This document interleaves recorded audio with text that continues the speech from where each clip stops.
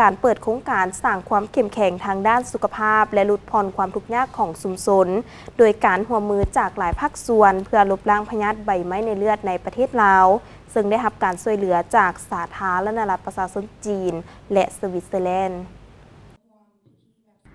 พิธีดังกล่าวได้จัดขึ้นในวันที่28 เมษายน 2025อยู่ที่นครหลวงจันทร์โดยการเข้าร่วมของดร.บุญเฟงภูมิไลยศิษย์รัฐมนตรีกระทรวงสาธารณสุขพร้อมด้วยภาคส่วนที่เกี่ยวข้องเข้าร่วมดร.ทิมโมธีอาร์มสตรองผู้ตั้งหน้าองค์การอนามัยโลกประจำลาวได้กล่าวว่าพยาธิใบไม้ในเลือดเป็นพยาธิที่ส่งผลกระทบทางด้านสุขภาพและเป็นหนึ่งในพยาธิที่กำลังจะก้าวไปสู่การลบล้าง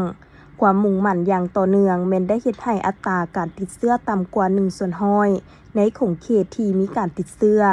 ท่านนางฟางหงเอกอัครราชทูตแห่งสาธารณรัฐประชาชนจีนประจำลาวได้เน้นให้เห็นถึงความมุ่งมั่นของสาธารณรัฐประชาชนจีนในการสนับสนุนเวียกงานสาธารณสุขในทั่วโลกและสุขอยู่การพัฒนาแบบยืนยง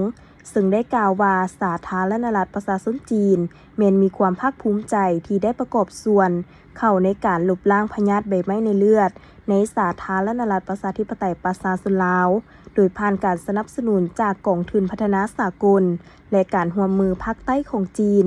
โครงการดังกล่าวบ่เพียงแต่สุมใส่การป้องกันพยาธิเท่านั้นแต่ยังเป็นการสร้างความเข้มแข็งให้แก่ชุมชนและสุขอยู่การพัฒนาในชุมชนอีกด้วยผู้อำนวยการภาคพื้นของเขตแม่น้ำคององค์การเพื่อการพัฒนาและร่วมมือของประเทศสวิตเซอร์แลนด์ได้กล่าวตื่มว่าประเทศสวิตเซอร์แลนด์แม้นมีความยินดีที่ได้เป็นส่วนหนึ่งในการร่วมมือในครั้งนี้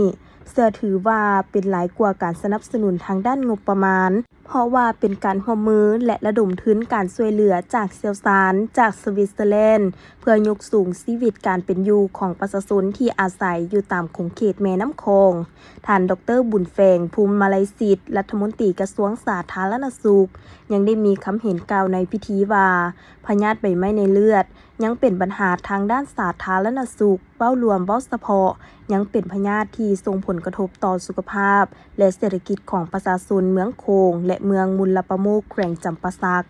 พรรคและรัฐบาลแห่งสาธารณรัฐประชาธิปไตยประชาชนลาวมีความมุ่งมั่นในการลบล้างพยาธิใบไม้ในเลือดออกจาก2เมืองดังกล่าวในปี 2030 และให้ได้รับการยั่งยืนจากองค์การอนามัยโลกในปี 2035สำหรับการลบล้างพยาธิใบไม้ในเลือดในสาธารณรัฐประชาธิปไตยประชาชนลาวกองทุนพัฒนาสากลและการร่วมมือภาคใต้ของสาธารณรัฐประชาชนจีนหรือ GDF และองค์การเพื่อการพัฒนาและร่วมมือของประเทศสวิตเซอร์แลนด์หรือ SDC